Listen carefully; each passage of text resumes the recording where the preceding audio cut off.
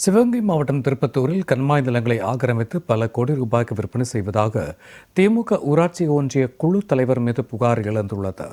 புகார் அளித்தவரை தொலைபேசியில் தொடர்பு கொண்டு மிரட்டிய ஊராட்சி மன்ற தலைவரின் ஆடியோ வெளியாகி பரபரப்பை ஏற்படுத்திய நிலையில் இதுகுறித்த செய்தி தொகுப்பை தற்போது பார்க்கலாம். சிவகங்கை மாவட்டம் திருப்பத்தூர் பேரூராட்சியில் ஒன்றிய குழு தலைவராக இருப்பவர் திமுகவை சேர்ந்த சண்முக வடிவேல். இவர் திருப்பத்தூர் அருகே உள்ள பெரிய கண்மாய் பகுதியில் நீர்பிடிப்பு பகுதிகளை ஆக்கிரமித்து ரியல் எஸ்டேட் தொழில் மூலம் பிளாட்டுகளாக பிரித்து பல கோடி ரூபாய்க்கு விற்பனை செய்து வருவதாக புகார் எழுந்துள்ளது.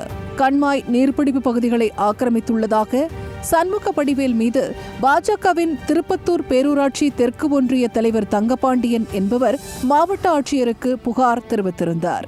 இவரது புகாரை தொடர்ந்து தங்கபாண்டியனை தொலைபேசியில் தொடர்பு கொண்ட திமுக ஒன்றிய செயலாளரும் திருப்பத்தூர் ஒன்றிய குழு தலைவருமான சண்முக வடிவேல் ஆபாசமான வார்த்தைகளால் திட்டி கொலை மிரட்டல் விடுத்த சம்பவம் பரபரப்பை ஏற்படுத்தியுள்ளது. நிரூபிச்சுட்டா ஒரு பக்கடி மீசி எடுத்துக்கிறாங்க. என்ன 65 ஏக்கர் இருக்குங்கிட்டு எத்தனை ஏக்கர் வச்சிருக்கீங்க? 65 ஏக்கர் இருக்கு. பட்டா அசைன்மெண்ட் சொத்துல விட்டு போடுறோமா இல்ல அரசு புறம்போக்கல விட்டு பட்டா வாங்கி விட்டு போடுறோமாங்கிறது நீங்க நிரூபிங்க. ஆர்ப்பாட்டம் மட்டும் ஆர்ப்பாட்டம் பண்ணிக்காமி நீ சரியான ஆம்பளா இருந்தா சொல்லி நிரூபிச்சு விட்டு நீ ஆர்ப்பாட்டம் பண்ணு.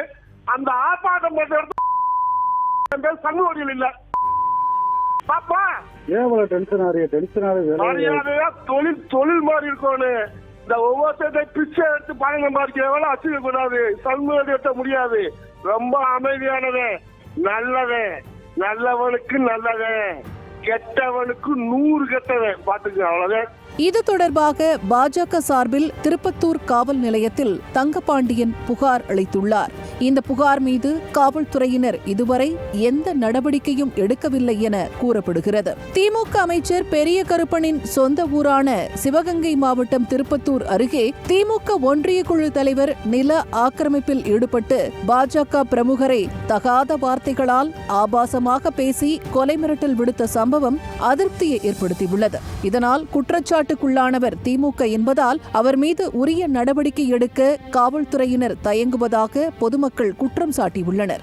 எனவே கண்மாய் நிலங்களை ஆக்கிரமித்து விற்பனை செய்வதாக எழுந்த புகாரின் அடிப்படையில் திமுகவை சேர்ந்த சண்முக வடிவேல் மீது பாரபட்சமின்றி உரிய நடவடிக்கை எடுத்து நீதியை நிலைநாட்ட வேண்டும் என்பதே சமூக ஆர்வலர்களின் கோரிக்கையாக உள்ளது.